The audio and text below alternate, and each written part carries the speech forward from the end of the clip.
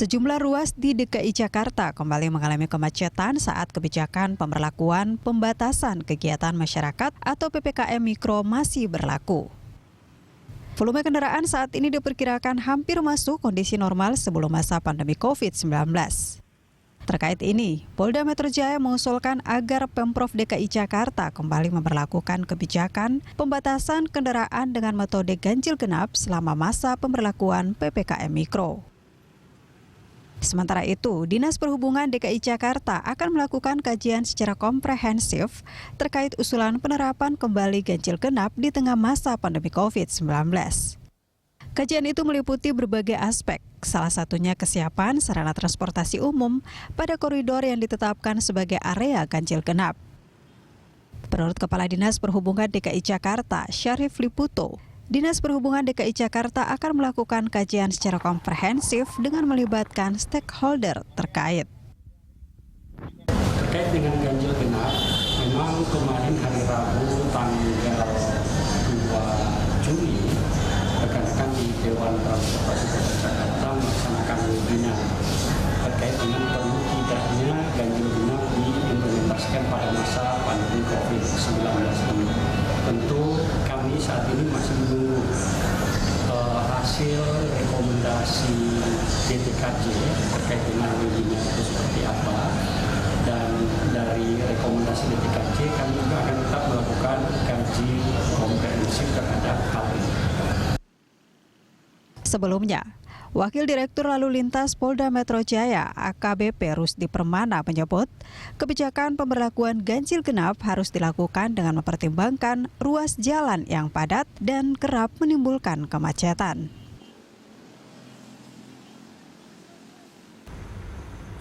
Pemirsa, Jakarta kembali macet di masa pembatasan kegiatan masyarakat atau PPKM Mikro. Lalu, perlukah diberlakukan kembali ganjil genap?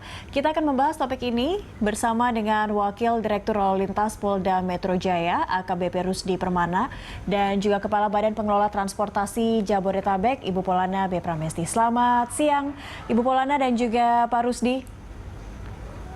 Selamat siang, Mbak Sandri. Baik, saya ke Pak Rusdi terlebih dahulu. Kita ingin mengetahui evaluasi mungkin selama ini yang sudah dilakukan oleh pihak terkait, khususnya Direktorat Lalu Lintas Polda Metro Jaya terhadap kondisi jalan atau kondisi kemacetan di Jakarta. Ini ada peningkatan tidak sih sebenarnya, Pak? Karena kalau kita sebagai pengendara memang merasakan jelas begitu. Ini kok kayak bukan 2020 atau 2021 lagi ya, seperti 2019 rasanya lalu lintasnya padatnya seperti itu, mulai sangat normal. Ada peningkatan dari jumlah kendaraan tidak sebenarnya yang terjadi? Iya, hasil pantauan kami di lapangan, memang pada akhir-akhir ini terjadi peningkatan volume kendaraan. Baik. Rata-rata kurang lebih sebesar 11,5%. Oke.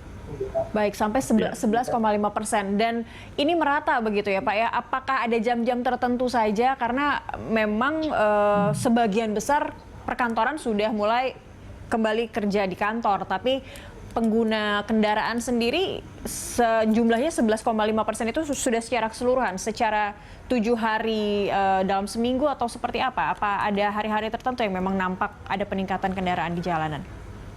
Iya, peningkatan volume kendaraan utamanya pada jam-jam kerja pagi dan sore hari. Jadi memang seperti biasa ya. Jadi saya tidak salah dong ya kalau merasa sebagai pengguna jalan, kok ini rasanya lalu lintas sudah seperti sebelum pandemi. Itu memang terjadi karena memang ada peningkatan sekitar 11,5% itu tadi. Iya, betul. Lalu rencana untuk memberlakukan lagi aturan ganjil genap, sejauh ini sudah seperti apa kajiannya, Pak Rusdi? Ya, kalau menurut hemat kami, ganjil genap ini nantinya tentunya akan ada perpindahan moda transportasi. Kalau memang akan diterapkan dari moda transportasi pribadi, yang kemungkinan besar akan beralih ke moda transportasi angkutan umum. Nah, oleh karena itu kalau ingin diterapkan, maka harus disiapkan dulu kesiapan dari sarana prasarana transportasi angkutan umum itu sendiri. Ya. Utamanya pada saat ini adalah masa pandemi COVID. Ya. Iya, itu juga yang pasti sejak awal masyarakat juga sempat mengkhawatirkan jika kita harus ganjil genap, artinya harus ada kebijakan lain yang mengikuti begitu, yang sesuai, khususnya penambahan armada. Saya ke Bu Polana. Bu Polana, ini memang masih dalam kajian bersama, melihat evaluasi juga begitu dari banyak pihak terkait yang berkaitan dengan kondisi lalu lintas atau jalan raya kita. Jika memang ganjil genap sesegera mungkin diberlakukan kembali, bagaimana dengan armada yang harus juga menyesuaikan dengan protokol di saat pandemi, Bu? Ya, baik Mbak Cakri, terima kasih. Ya. Tadi sudah dijelaskan oleh Pak Rusdi? Pak Rusdi, ya, Iya. Pak Rusdi bahwa ya memang saat ini kelihatannya sudah ada kepadatan. Namun kami mau mengingatkan kembali bahwa sebenarnya kewenangan ganjil genap itu tadi sudah disampaikan, barangkali tadi ada Pak Safrin, Kepala Dinas DKI, kewenangan penetapan ganjil genap itu ada di pemerintah provinsi DKI, dan itu juga sudah mengacu kepada Undang-Undang Nomor 9 serta Undang-Undang Nomor 22 tahun 2009. Namun kebijakan ganjil genap tersebut tentunya tadi sekali lagi penetapannya tentunya harus berdasarkan kajian-kajian yang signifikan ya, kajian-kajian empiris, misalnya antara lain visi rasio, yaitu volume kendaraan dibandingkan dengan kapasitas jalan. Iya, betul. Nah, apakah angkanya sudah mencapai 0,8? Kalau sudah mencapai 0,8 itu memang menandakan bahwa kapasitasnya sudah kelebihan, kelebihan volume dibandingkan dengan kapasitas. Ya. Kemudian juga harus ada kajian terkait dengan kecepatan rata-rata kendaraan. Kita memang merasakan akhir-akhir ini sudah mulai melambat ya. Betul sekali, Bu. Ya, itu sudah apabila memang sudah ada perlambatan, tentunya harus ada, itu salah satu kriteria untuk memberlakukan barangkali. Ganjil genap. Seperti contoh pada waktu Asian Games tahun 2018 kalau nggak salah, itu kecepatan rata-rata di jalan arteri DKI itu sekitar 36,83 km per jam. Nah, satu lagi barangkali tadi sudah disinggung oleh Mbak Sakri dan Pak Rusdi terkait dengan pola perjalanan masyarakat. Ya. Waktu-waktu di mana waktu-waktu kepadatan tersebut. Ya. Jadi itu barangkali mengingatkan bahwa kajian-kajian itulah yang harus dilakukan oleh pemerintah Provinsi DKI. Kemudian, satu upaya untuk ganjil genap itu adalah sebenarnya salah satu upaya mengurangi kemacetan, ya. Mengurangi kemacetan, di mana tentunya konsekuensinya harus disediakan angkutan umum, ya. Betul, armadanya harus memadai karena ini pandemi begitu ya, Bu? Iya, itu angkutan umum massal, dan sebenarnya itu sesuai dengan rencana induk transportasi Jabodetabek, di mana nanti di tahun 2029 itu cita-citanya, targetnya 60% dari masyarakat bukan hanya di Jakarta tapi di Jabodetabek itu akan menggunakan angkutan umum. Nah, itu salah satu upaya yang saat ini yang sejak tahun 2019 diberlakukan adalah menerapkan kebijakan ganjil genap. Oke, artinya kesiapan armadanya, ya tentunya kesiapan armadanya masih mengacu pada ketentuan bahwa kita masih dalam pandemi. Jadi masih ada pembatasan kapasitas sesuai dengan PM 41 tahun 2020 tentang protokol pengendalian transportasi untuk pencegahan penyebaran COVID, di mana kapasitasnya dari setiap angkutan umum itu masih dibatasi.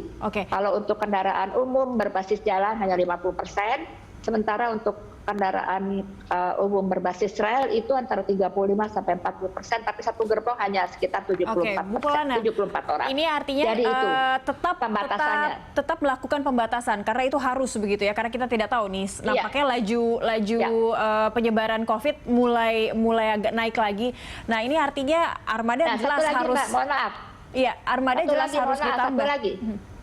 Bagaimana? Satu lagi, karena ada supply-nya dibatasi, tentunya demand-nya juga harus dibatasi. Kegiatannya juga masih tetap harus pembatasan, karena nggak mungkin transportasi karena masih terbatas, berarti supply-nya terbatas. Betul. Sementara demand-nya orang berkegiatan, Ya, betul. itu juga Harus- memang harus tetap dibatasi. Harus Gitu. seimbang ya Bu ya. Ini artinya harus Iya. ada lembaga atau kementerian terkait juga yang ikut serta karena ini kaitannya dengan Betul. mungkin work from home-nya ini harus kembali lagi mungkin 50% atau 75% kalau memang ganjil genap akan diberlakukan gitu ya. Ya. Jadi Baik. dan intinya harus seimbang antara supply dan demand ya. Baik, Pak Ya. Rusdi, jika persentase yang akan kenaikan jumlah kendaraan di jalan ini juga akan ikut naik juga tidak? Atau memang dengan nanti diberlakukannya kembali ganjil genap bisa menekan tadi angka 11,5% itu tadi? Dari hitung-hitungan perjalanan kendaraan di jalan raya kira-kira seperti apa Pak? Ya tentunya dengan diberlakukannya GHG ini akan berdampak perpindahan moda transportasi dari moda transportasi pribadi ke moda transportasi angkutan umum. Nah, mengurangi juga volume kendaraan nantinya apabila itu diberlakukan. Ya. Namun kami ingatkan kembali senada yang disampaikan oleh Ibu Polana Pramesti bahwa semuanya juga bergantung pada bagaimana perbaikan moda transportasi angkutan umum bisa terpenuhi apalagi pada masa pandemi ini. Jangan sampai nanti malah timbul klaster angkutan umpamanya. Aduh, Mudah-mudahan iya, jangan tidak. sampai, Pak. Maka untuk antisipasinya harus diperbaiki dulu moda transportasi angkutan umumnya ini.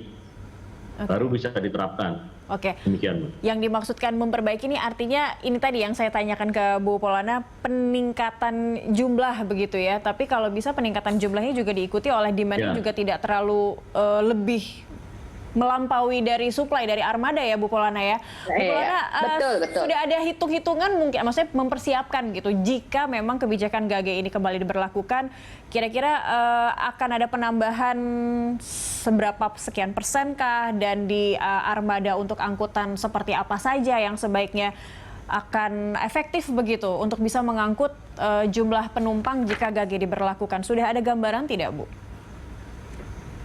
Jadi sekali lagi ini kan sebenarnya kewenangannya Provinsi DKI ya. Kami baik. sifatnya memberikan rekomendasi, koordinasi. Tapi tadi yang harus diingat adalah transportasi itu tidak berdiri sendiri.